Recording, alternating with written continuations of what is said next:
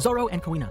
As a child, Zoro trained at a dojo in Shimotsuki village. Zoro stated in the brassiere that once he decided that he would become an invincible swordsman, he left his life behind. Even as a child, Zoro was strong enough to defeat most adults, but he couldn't defeat Kuina, the daughter of the dojo's master, Koshiro. After their 2000th fight and Kuina's 2000th victory, Zoro challenged her in private for one more match, with real swords. Although he had improved tremendously since their first match, he still lost and cried with frustration, telling Kuina about his dream of becoming the world's greatest swordsman. Hearing this, Kuina confided in Zoro, telling him that she shared the same dream, but knew she could never attain it. Her father told her that girls could never be true swordmasters, and that her fighting potential would decrease as her body matured. Zoro, annoyed by her defeatist attitude in spite of repeatedly winning against him, told her that one day he would beat her because he was more skilled, not because she was a girl. The two made a promise that either of them had to become the world's best swordsman. The next day, Kuina suffered a fatal fall down the stairs of her dojo, much to Zoro's anger and disappointment. Realizing that she would never have a chance to fulfill her dream, Zoro took it upon himself, asking Koshiro for her sword, Wado Ichimonji, and began working to develop his signature Santoryu, holding his own two swords in each hand and Kuina's clenched between his teeth. Search for the world's best.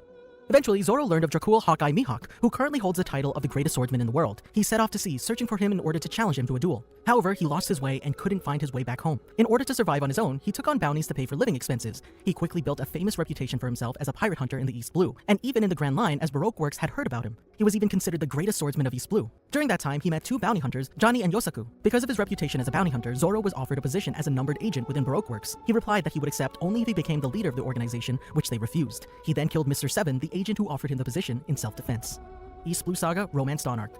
During his journey, Zoro arrived in Shellstown, where Helmeppo, the spoiled son of the corrupted marine captain Axehand Morgan, released his pet wolf in town. It attempted to attack a girl named Rika, but Zoro saved her by killing it. Based on Rika's story, it's presumed that Helmeppo told Zoro to agree to be tied to a pole for a month to gain amnesty, which would preserve his reputation in the Marines' eyes. On the 9th day of Zoro's restraint, Kobe and Monkey D. Luffy arrived in town with the intentions of Kobe joining the Marines and Luffy inviting Zoro to be his first crew member. They eventually arrived where Zoro was being held, in time to witness Rika trying to feed him some rice balls, which Zoro refused, most likely to avoid the girl being caught, as there was a sign forbidding anyone to aid Zoro. The food ended up being stomped badly by Helmeppo because it was sweet, while rice balls are supposed to be salty. After they left, Luffy asked Zoro to join him, but he flatly refused to become a pirate. He then asked Luffy to feed him the dirtiest rice balls, as well as telling Rika that the food was delicious, revealing his kindness. Later in town, Rika explained to Luffy and Kobe the reason for Zoro's capture, which only reinforced Luffy's decision to have him as his crewman. When Helmeppo stated that he would execute Zoro in 3 days' time, Luffy angrily punched him for breaking his promise, which sent Helmeppo scurrying to his father, seeking revenge. With the assumption that Zoro would join his crew if he got Zoro his swords back, Luffy went to the Marine base. Luffy caught Morgan's wrath by crushing his newly built statue and forced Helmeppo to show him where Zoro's swords were. Meanwhile, Kobe explained the situation to Zoro while trying to untie him. Luffy came back just in time to save them from a firing squad. Refusing to die, Zoro accepted Luffy's invitation and revealed his unique fighting style. He also revealed his dream of becoming the best swordsman in the world, which Luffy supported, believing that the Pirate King should have the best in his crew.